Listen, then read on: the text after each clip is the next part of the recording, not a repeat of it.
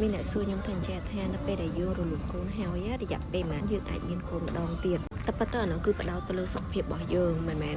ដូចគ្នាទាំងអស់ទេដោយសម្រាប់ខ្ញុំកាលដែលខ្ញុំរលូតកូនភ្លាមហ្នឹងគឺខ្ញុំមានកូនវិញភ្លាមហើយឥឡូវកូនខ្ញុំអានេះហើយប៉ុន្តែមិនទាំងអស់គ្នាមិនមែនទាំងអស់គ្នាគឺបានអញ្ចឹងទាំងអស់គ្នាទេ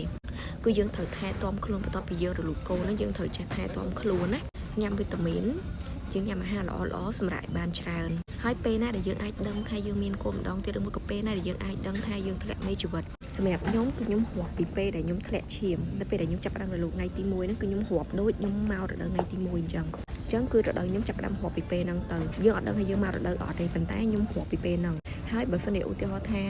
យើងទៅអេកូយើងទៅត្រួតពិនិត្យពេទ្យថាអូស្បូនយើងល្អយើងអាចមានកូនវិញបានភ្លាមអូខេអាហ្នឹងបានប៉ុន្តែបើសិនជាពេទ្យនិយាយថាកុំអាតន់ដោយសារតែយើងមានបញ្ហាអីអញ្ចឹងយើងកុំអាតន់ទៅដូចខ្ញុំនិយាយចឹងអត់ដូចគ្នាទាំងអស់ទេតាមសុខភាពរបស់យើងតាមសុខភាពស្បូនហើយនឹងមូលហេតុនៃការរលូតដូចខ្ញុំអញ្ចឹងកូនខ្ញុំនៅទូចខ្ទង់5-6សប្តាហ៍អញ្ចឹងពេលដែលខ្ញុំរលូតទៅវាឆាប់មានវិញតែ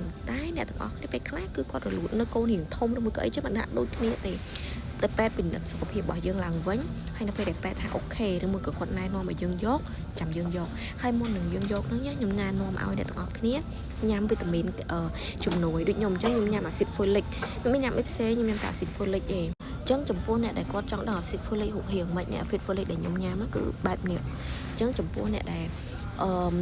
អ្នកដែលគាត់ធៀមយកកូនមិនថាយើងរលូតឬក៏មិនរលូតទេយើងញ៉ាំអាស៊ីតហ្វូលិកហ្នឹងទៅជាទូទៅញ៉ាំ3ខែមុនល្អការពីកុំឲ្យមានហានិភ័យរលូតអីទៀតចឹងណាហើយមួយទៀតហ្មងពេលដែលយើងចង់ដឹងថាយើងធ្លាក់មេជីវិតអត់គឺគេធ្វើតេស្ត LH គេហៅតេស្ត LH test ហ្នឹងគឺ ovulation test ថាយើងធ្លាក់មេជីវិតអត់យើងអាចតេស្តអាហ្នឹងមើលទៅដូចថាឥឡូវយើងធ្លាក់ឈាមហើយ2សប្តាហ៍ទៅ1 3សប្តាហ៍យើងអាចធ្វើតេស្ត LH ហ្នឹងហើយយើងធ្វើតេស្ត LH ហ្នឹងជាប់រហូតចឹងណាបើថាអ្នកដែលគេអាចយកកូនបានយើងអាចធ្វើតេស្ត LH ហ្នឹងជាប់រហូតមក